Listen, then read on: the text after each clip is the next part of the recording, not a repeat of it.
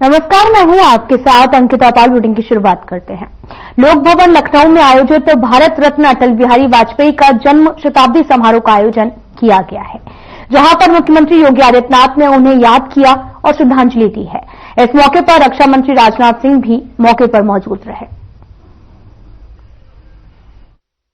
और प्रदेश के सभी जनपदों में जो कार्यक्रम आयोजित हो रहे हैं उससे जुड़े हुए सभी हमारे प्रतिभागीगण और उपस्थित बहनों और भाइयों, आज हम सब और पूरा देश पूर्व प्रधानमंत्री श्रद्धेय अटल बिहारी वाजपेयी जी के जन्म शताब्दी महोत्सव का साक्षी बन रहा है। आज की तिथि अत्यंत महत्वपूर्ण तिथि है।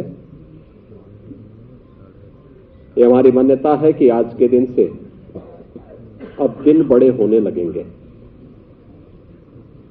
आज पावन क्रिसमस का दिन भी है और साथ ही आज महान शिक्षाविद, महान स्वतंत्रता संग्राम सेनानी पंडित मदन मोहन मालवीय जी की पावन जयंती भी है। मैं इस अवसर पर आप सभी को इन दोनों महापुरुषों का, श्रद्धेय अटल जी, श्रद्धेय पंडित मदन मोहन मालवीय जी की स्मृतियों को नमन करते हुए आज के दिन से बड़े दिन होने का मतलब अब हमें ऊर्जा के लिए और अच्छा स्थान, अधिक समय तक भगवान सूर्य के दर्शन होंगे, इसकी बधाई देता हूं। और क्रिश्चियन समुदाय से जुड़े हुए सभी बंधु बांधवों को भी क्रिसमस की बधाई देते हुए अपनी शुभकामनाएं देता हूं।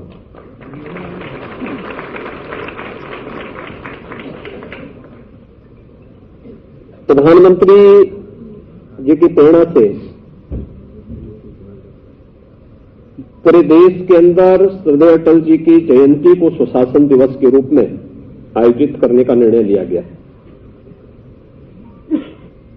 और 2014 से लगातार उन कार्यों को लेकर के सरकारें एक अभियान के साथ आगे बढ़ती है।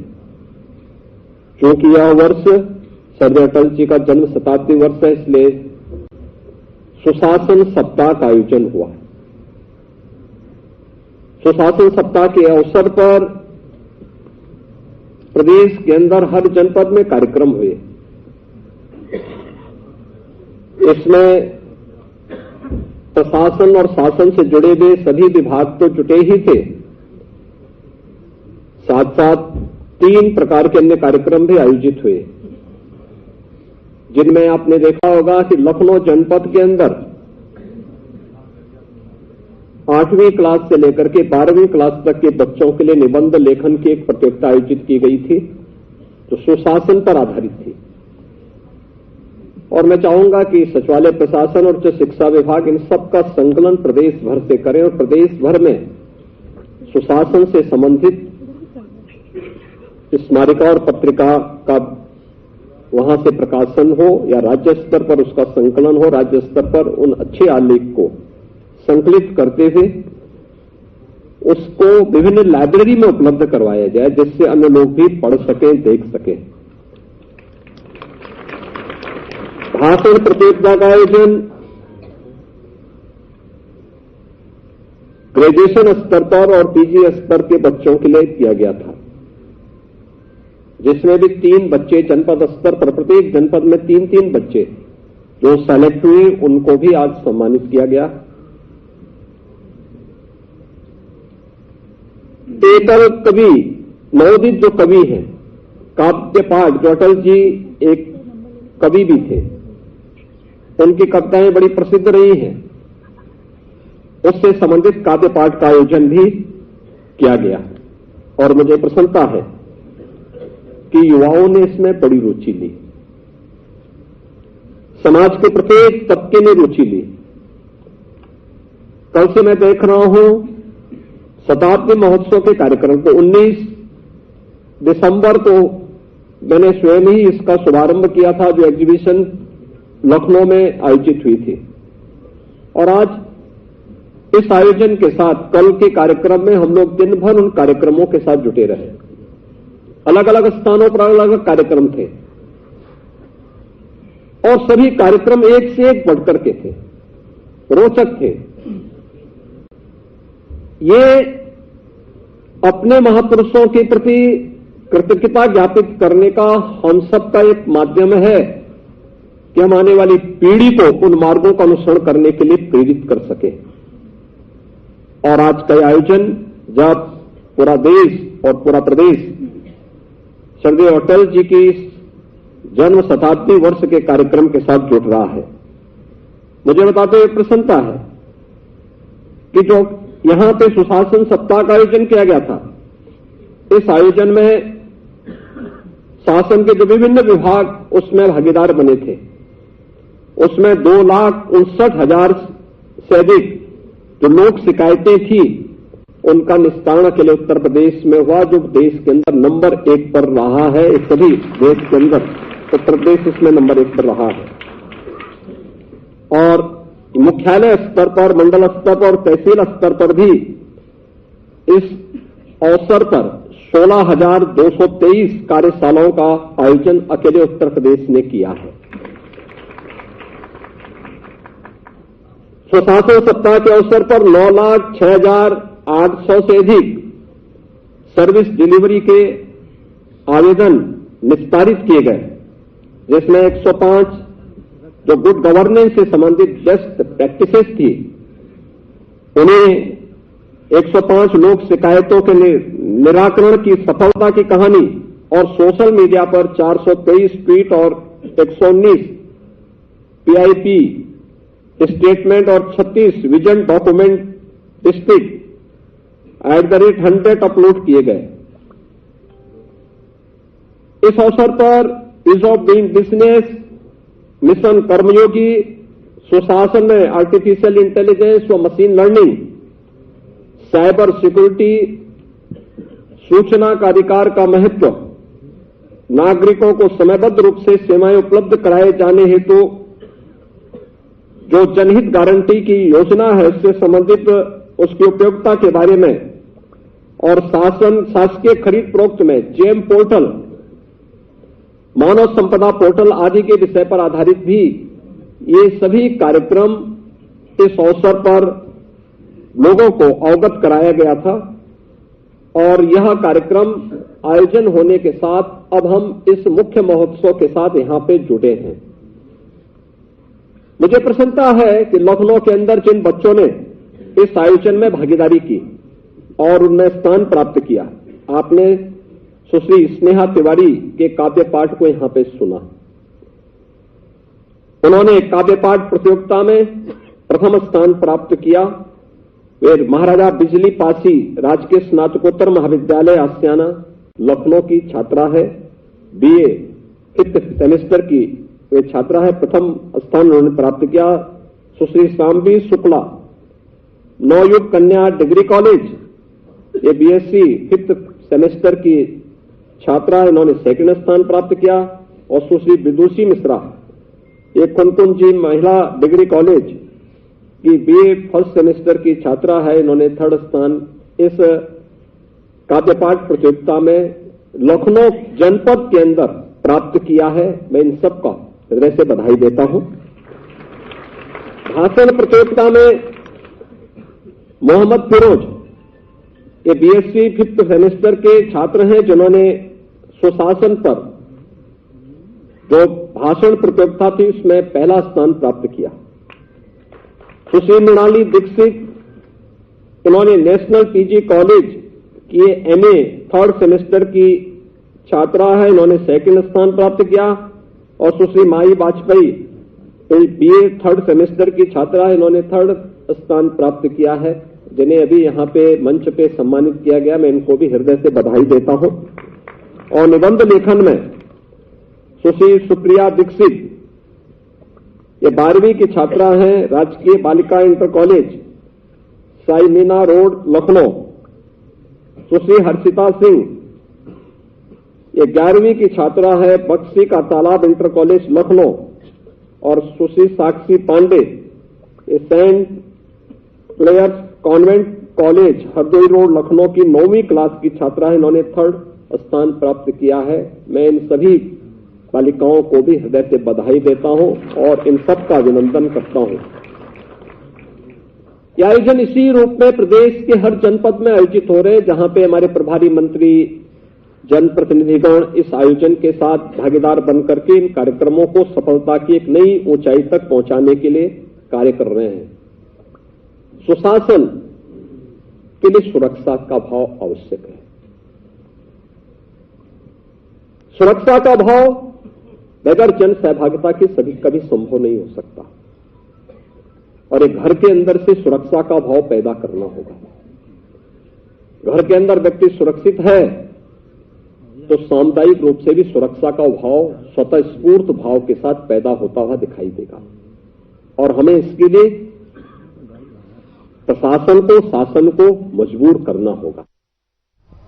खबर प्रयागराज से है, जहां पर एयरपोर्ट पर पहली बार विमानों के रात्रिकालीन संचालन की सुविधा शुरू होने जा रही है।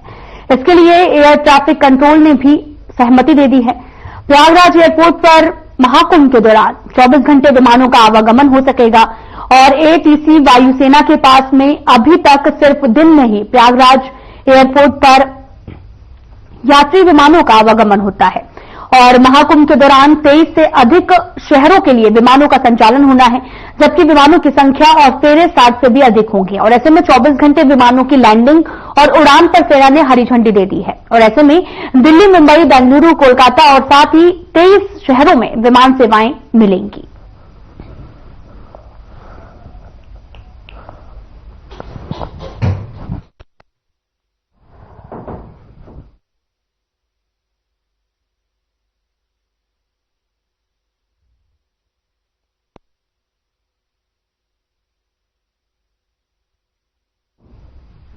तो वहीं दिल्ली के स्वास्थ्य और महिला कल्याण विकास विभाग ने आम आदमी पार्टी की महिला सम्मान योजना को भ्रामक बताया है। दिल्ली में महिला सम्मान योजना के रजिस्ट्रेशन को लेकर सार्वजनिक चेतावनी नोटिस जारी किया गया है, जिसमें लिखा है कि महिला सम्मान योजना आपकी सुरक्षा को खतरा है।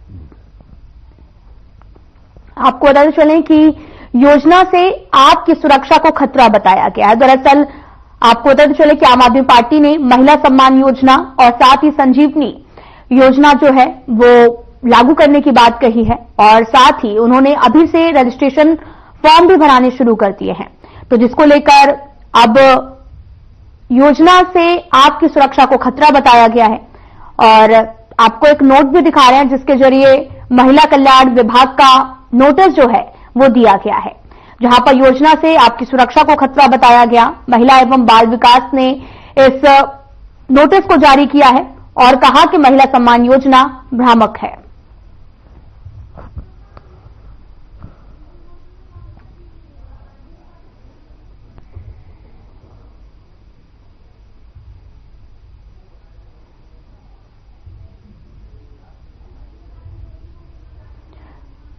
आपको बताते चलें कि दिल्ली सरकार ने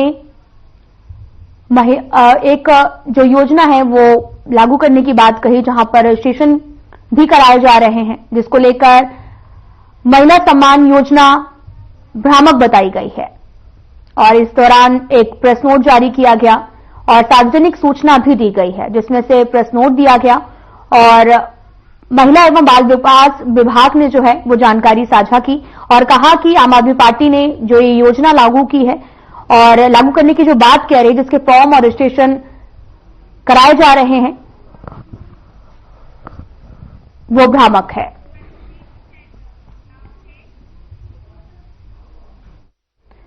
प्रधानमंत्री नरेंद्र मोदी ने मध्य प्रदेश का दौरा किया है। इस दौरान उन्होंने जनसभा को संबोधित किया। इसके साथ ही उन्होंने क्रिसमस पर देश और दुनिया के ईसाई समुदायों को भी शुभकामनाएं दी हैं। प्रधानमंत्री नरेंद्र मोदी ने कहा, हमारे लिए सुशासन दिवस सिर्फ एक दिन का आयोजन नहीं है। आज पूरे विश्व में क्रिसमस की धूम है। मैं देश और दुनिया भर में उपस्थित ईसाई समुदाय को क्रिसमस की ढेर सारी बधाई देता हूं। मोहन यादव जी के नेतृत्व में बनी भाजपा सरकार का 1 साल पूरा हुआ है। मध्य प्रदेश के लोगों को, भाजपा के कार्यकर्ताओं को मैं बहुत बहुत बधाई देता हूं। इस 1 वर्ष में एमपी में विकास को एक नई गति मिली है। आज भी यहां हजारों करोड़ रुपए की विकास परियोजनाओं की शुरुआत हुई है।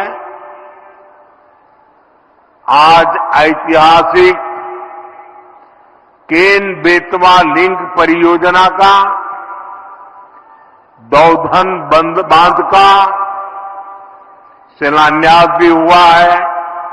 हमारे लिए सुशासन दिवस सिर्फ एक दिन का कार्यक्रम भर नहीं है। गुड गवर्नेंस, सुशासन भाजपा सरकारों की पहचान है। देश की जनता ने लगातार तीसरी बार केंद्र में भाजपा की सरकार बनाई। मध्य प्रदेश में आप सभी लगातार भाजपा को चुन रहे हैं। इसके पीछे सुशासन का भरोसा ही सबसे प्रबल है। और मैं तो, जो विद्वान लोग हैं, जो लिखा पट्टी एनालिसिस करने में माहिर है, ऐसे देश के गणमान्य लोगों से आग्रह करूंगा कि जब आजादी के 75 साल हो चुके हैं तो एक बार इवैल्यूएशन किया जाए। एक 100-200 विकास के, जनहित के, गुड गवर्नेंस के पैरामीटर निकाले जाएं और फिर जरा हिसाब लगाएं कि कांग्रेस सरकारें जहां होती हैं वहां क्या काम होता है, क्या परिणाम होता है। जहां लेफ्ट वालों ने सरकार चलाई, कम्युनिस्टों ने सरकार चलाई, वहां क्या हुआ। जहां परिवारवादी पार्टियों ने सरकार चलाई, वहां क्या हुआ। जहां मिलीजुली सरकारें चली, वहां क्या हुआ। और जहां जहां भाजपा को सरकार चलाने का मौका मिला, वहां क्या हुआ। मैं दावे से कहता हूं, देश में जब जब भाजपा को जहां जहां भी सेवा करने का अवसर मिला है, हमने पुराने सारे रिकॉर्ड तोड़ के जनहित के, जन कल्याण के और विकास के कामों में सफलता पाई है। निश्चित मानदंडों पर मूल्यांकन हो जाए, देश देखेगा कि हम जन सामान्य के प्रति कितने समर्पित हैं। लखनऊ स्थित अपने सरकारी आवास पर मुख्यमंत्री योगी आदित्यनाथ ने प्रेस वार्ता की है। प्रेस वार्ता के दौरान सीएम योगी आदित्यनाथ ने क्या कुछ कहा, आपको सुनाते हैं। प्रेस मीट कांग्रेस और अन्य विपक्षी दलों के द्वारा किए जा रहे अनैतिक और असंवैधानिक आचरण की ओर का समय समय पर इन लोगों के द्वारा किए गए भारत के संविधान के शिल्पी बाबा साहब डॉक्टर भीमराव अम्बेडकर के अपमान से पर्दा उठाने के लिए, ध्यान आकर्षित करने के लिए अत्यंत महत्वपूर्ण है।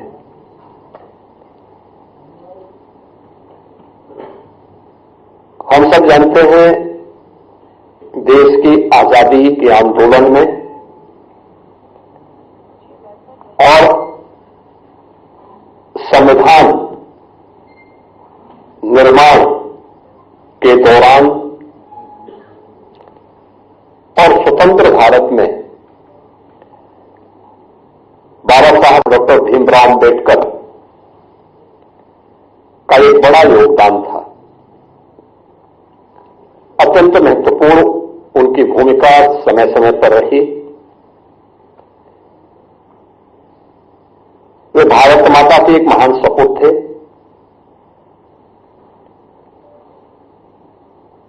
उन्होंने विपरीत परिस्थितियों में तमाम प्रकार के सामाजिक बंधनों का सामना करते हुए उच्च शिक्षा अर्जित की, वित्त और अर्थव्यवस्था के क्षेत्र में, कानून के क्षेत्र में दुनिया की सर्वश्रेष्ठ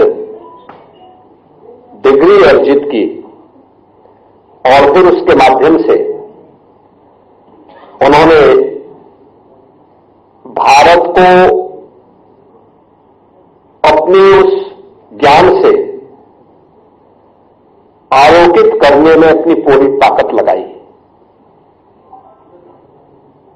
भारत के संविधान के शिल्पी के रूप में हर भारतवासी बाबा साहब डॉक्टर भीमराव अम्बेडकर के प्रति श्रद्धा और सम्मान का भाव रखता है। एक ओर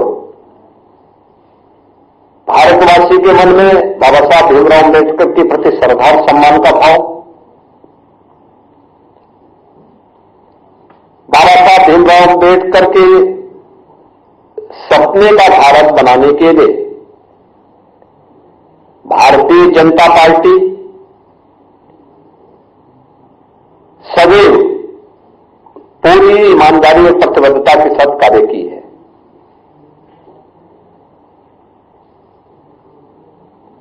स्वर्गीय अटल बिहारी वाजपेयी जी का यह जन्म शताब्दी वर्ष है और कल उनके जन्म सदी का एक आयोजन भी पूरे देश के अंदर होने जा रहा है। अटल जी की सरकार रही हो या आदरणीय प्रधानमंत्री नरेंद्र मोदी जी के नेतृत्व में चलने वाली भारतीय जनता पार्टी की सरकार, सदैव बाबा साहब भीमराव अम्बेडकर की भावनाओं के अनुरूप भारतीय जनता पार्टी ने बाबा साहब भीमराव अम्बेडकर को सम्मान दिया, उन भावनाओं को प्रतिनिधित्व दिया और हर स्तर पर उनके प्रति श्रद्धा और सम्मान का भाव रखा। चाहे वे पंचतीर्थ याद करें, बाबा साहब भीमराव अम्बेडकर का जन्म मऊ मध्य प्रदेश के जिस क्षेत्र में हुआ था, वहां पर भारतीय जनता पार्टी के तत्कालीन मुख्यमंत्री श्री सुंदरलाल पटवा जी ने स्मारक बनाने का काम किया था और उसका उद्घाटन स्वर्गीय अटल बिहारी वाजपेयी जी के द्वारा किया गया। दिल्ली में अम्बेडकर सेंटर के लिए भूमि प्रदान किया था स्वर्गीय चंद्रशेखर जी ने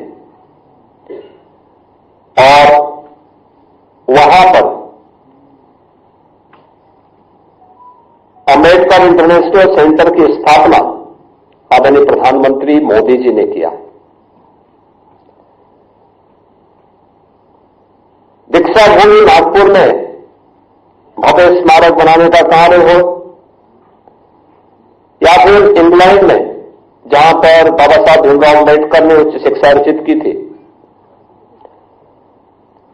वहां पर बाबा साहब भीमराव अम्बेडकर का भव्य स्मारक बनाने का कार्य हो, या फिर मुंबई के चैत्य भूमि, ये पंच तीर्थ जो बाबा साहब भीमराव अम्बेडकर से जुड़े हुए हैं, ये भारतीय जनता पार्टी ने बनाए हैं और बाबा साहब की स्मृति को जीवंत बनाए रख करके सदैव सदैव के लिए भारत के अंदर वंचितों और दलितों के लिए एक आशा की किरण के रूप में बाबा साहब भीमराव अम्बेडकर को सम्मान दिया। आज जो कुछ भी कार्य मोदी जी के नेतृत्व में चलने वाली एनडीए की सरकार के द्वारा किए जा रहे हैं। फिलहाल बुढ़े में इतना ही। नमस्कार।